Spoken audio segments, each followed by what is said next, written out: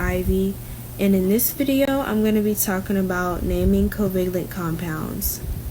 To name covalent compounds, you just need to follow 4 easy steps and you'll be done. So the first step, of course, is writing the name of the first element that appears. Then the second step, you're going to add a prefix to show how many atoms are in that element. However, you are not going to use a prefix for elements with only one atom. And a way that you can tell an element only has one atom is if it doesn't have a subscript. But you will use a prefix if your element has more than one atom. The third step is writing down your second element, and what you're going to do is you're going to add "ide" on the end. I-D-E. You're going to add "ide" on the end. And then step 4, the last step, you're going to add a prefix on your second element to show how many atoms are in it.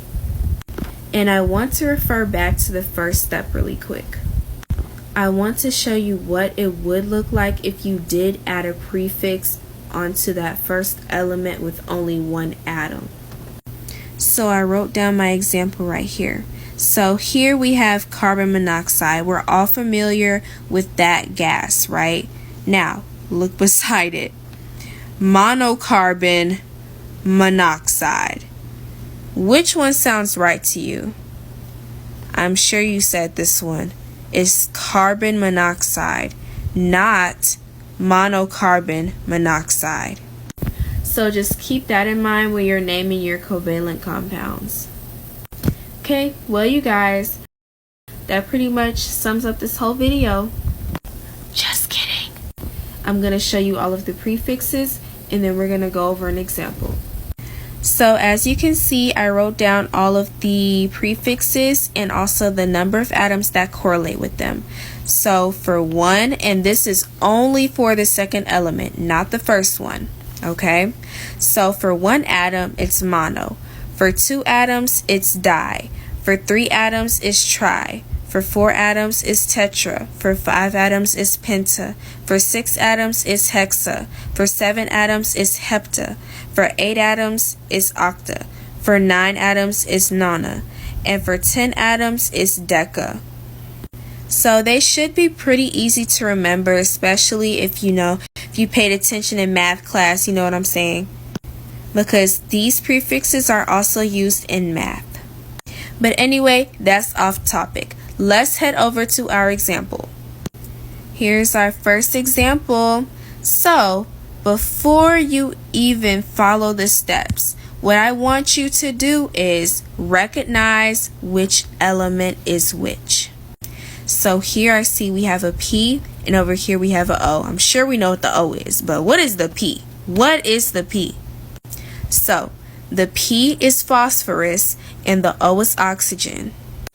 And we see here our 2 subscripts. We have 2 under the P and we have 5 under the oxygen. And these subscripts represent how many atoms are in each element. So for phosphorus, there are 2 atoms. And for oxygen, there are 5 atoms. So keep in mind, 2 and 5. 2 and 5. Now let's flip the page over. So if we look at our little chart, let's find 2. What correlates with 2? Di. What correlates with 5? Penta. So we know we're going to be using di for phosphorus and we're going to be using penta for oxygen. So what do we think the answer is? The answer is diphosphorus pentoxide. We put diphosphorus because phosphorus has 2 atoms. And we did pentoxide because there were 5 oxygen atoms. And here's a little tip for writing prefixes for oxygen. Specifically for the prefixes that end in A, you're going to cut off the A and keep the O. Just like how we did here with pentoxide. We cut off the A and kept the O. Because, let's be honest, who is about to say diphosphorus pentaoxide? But anyway, that's not the point. But yeah, just cut off the A and keep the O. Well, you guys, this concludes our video of naming covalent compounds. Hope this was helpful.